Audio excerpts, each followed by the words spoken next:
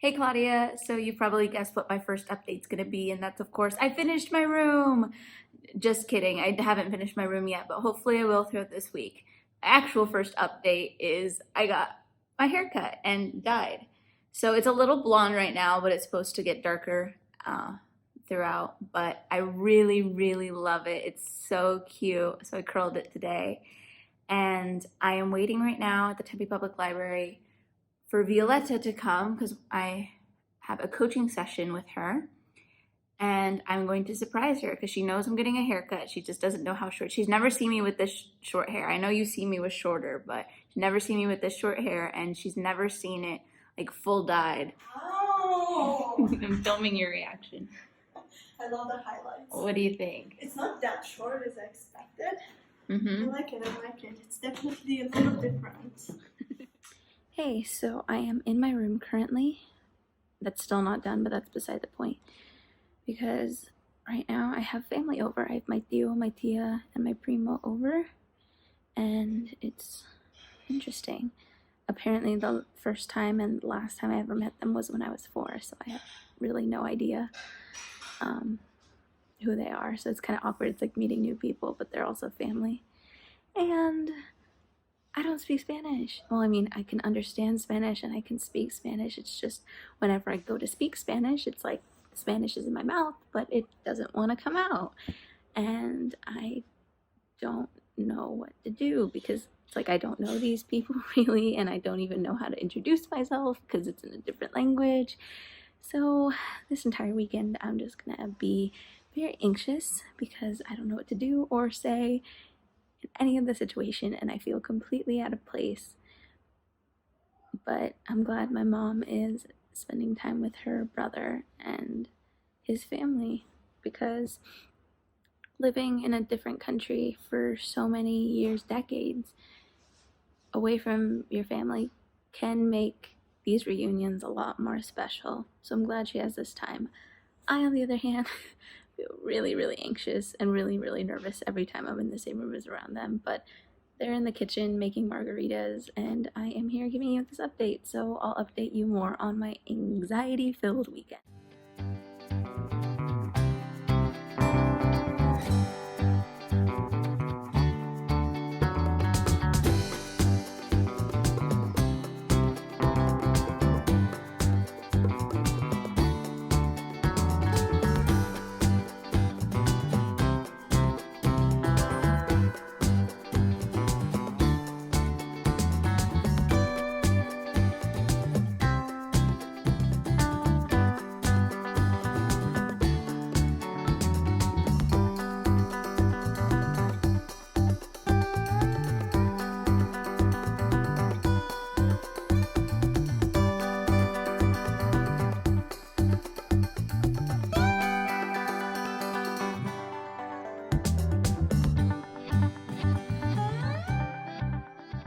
Lo peor que he vivido.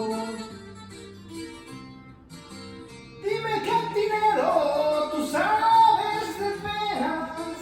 A los cuantos tragos me olvido de ella. Ya verán cómo reparan. Ay, ay, ay.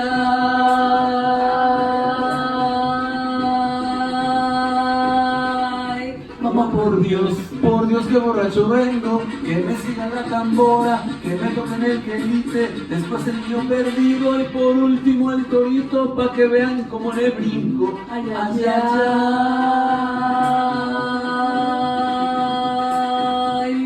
Mamá, por Dios. Pero ahorita...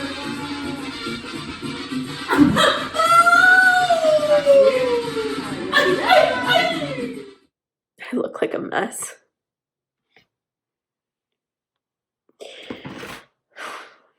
Well, my tíos and my primo just left. They're heading back home to Mexico. I'm sad. I wish they could stay more. But that's not why I'm a complete and utter mess right now. I was debating if I should put this in my bi-weekly update, but I said I was going to document my week, And this is a big part of what I've been thinking about this week. And what exactly I've been thinking about is how the last time I talked in front of a camera in this update, I was mentioning how I am having an anxiety-filled weekend. And that is most definitely true. But I want to clarify what I mean by that. I want to clarify the nature of the language barrier that I have with my family. Because I don't want it to sound like it's my family's fault.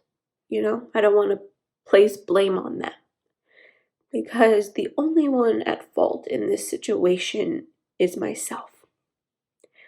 I've put myself in this situation where I've had every opportunity to expand my knowledge in speaking Spanish.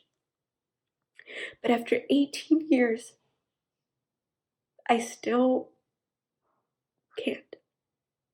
Despite having an encouraging family, encouraging me to pursue education at every level, especially when it comes to being bilingual, being multilingual.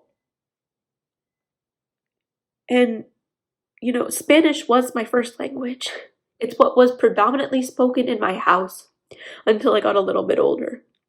I was put in a English second language class, for crying out loud, until they figured that I was actually more fluent in English than I was in Spanish.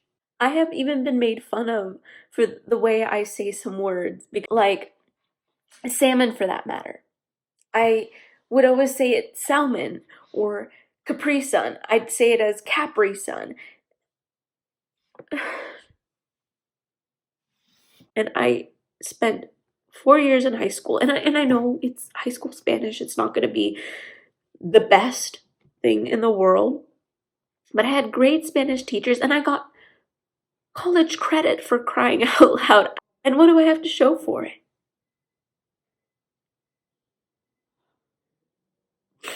It's not like I can't speak Spanish. I can. I've had multiple conversations in Spanish. I passed Spanish classes with flying colors. I can understand it completely. I can read it and write it and speak it, but when I'm put in a situation where I need to speak Spanish, it's like everything I've ever learned just flies out of my head. And I'm trying to grasp at the knowledge and trying to pull it back into my head. And by the time I do that and I figure out what I want to say and how to say it, I then think, am I pronouncing it right?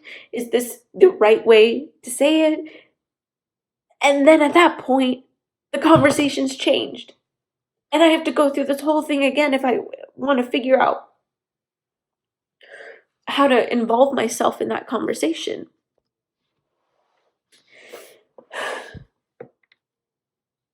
So I've spent a lot of this weekend, unfortunately, staring at my phone, trying to not make a show of myself and my inability to carry a conversation in Spanish. Because I didn't want this weekend to be one where they're constantly trying to accommodate my lack of capabilities. Instead, I wanted this weekend to be one where my mom can spend time with her brother that she hasn't seen really in a long, long time. But there are 3 generations of my family in the country that's below where I live that I'm related to, and I have no idea who they are. I don't know anything about them.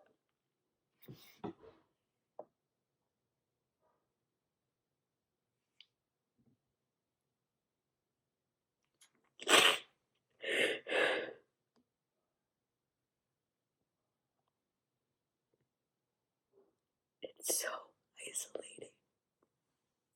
It's so isolating.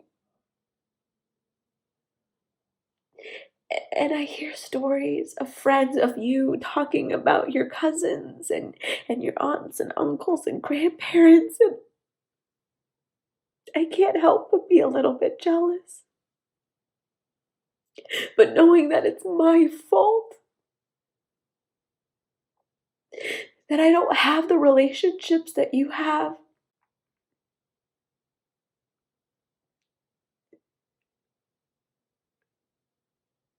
makes me hate myself a little bit. Makes me hate that I've not taken the opportunities that have been given to me. Because how many people grow up in trilingual households where your mother can speak Spanish and so can your father, and they can both speak English, and your mother can also speak Japanese, of all languages? How many kids can say that? I've talked to other first generation Americans, and when they talk about their relationship with the culture of their families, they talk about how they have this deep connection, even though they're not from that country, they still have that cultural connection. And in a way, I feel like I don't have that same connection based off of how they talk about it.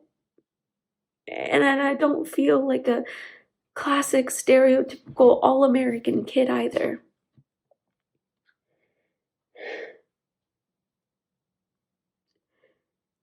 And then when I look to the media to find some other stories that represent mine, I can't really find one.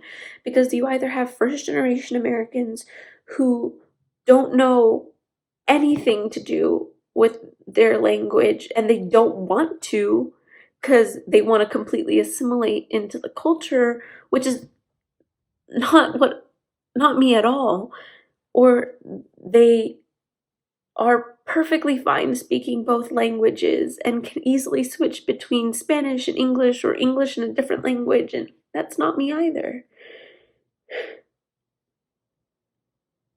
It makes me feel like I am not Mexican enough, or I'm not Latina enough, or Hispanic enough, not American enough for that matter. And I don't know what I am culturally because I don't feel enough. And no amount of my family telling me who I am and where I come from will necessarily help change my mind on this matter. But one thing I do know for certain, one thing that no amount of anxiety can take away from me, is that I am a woman of color. And being a woman of color has its challenges. I've had many times where being a woman of color has benefited me, but at the same time, it has hurt me. And I know that I have to work twice as hard as any other person who is white, any other person who is male, to be even remotely close to the same level as them. I know that. And whether or not I feel enough will never take that away from me. Because I am proud.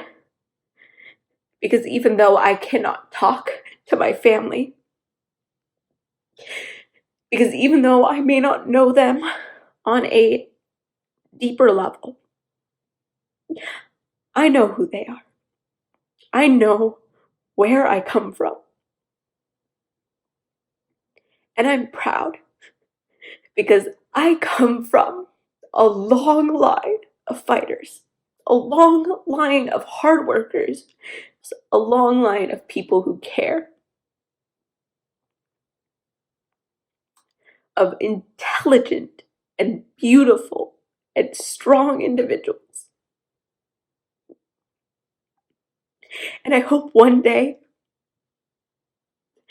they are able to tell me their stories and I can tell mine.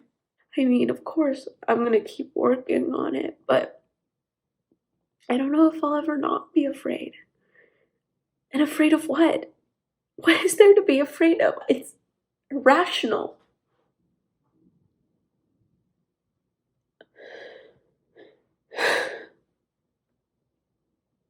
I don't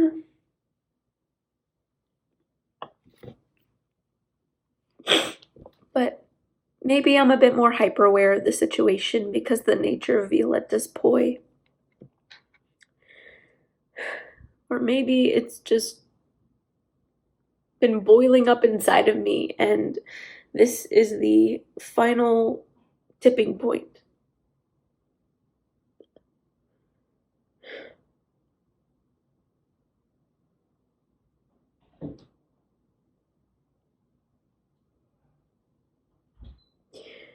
There's this line from this poem called Language Barriers by, who's the author?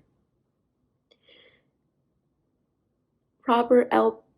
Bixler. That's in Violetta's poi. And I can't help but connecting to it. It goes, could our hearts ever communicate beyond the broken symbols of language? Is there a chance you could understand without my audible phrases? 100 things I wish I could tell you of my heart. If I only spoke your language.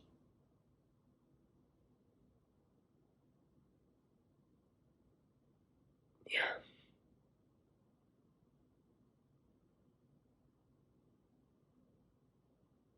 Anyways, sorry for this depressing video. Hope you've had a better week. I know you've been a little busy with work, but I can't wait to see what you get up to, and hopefully I will have a room tour update the next time I film a video. But we shall see. I love you.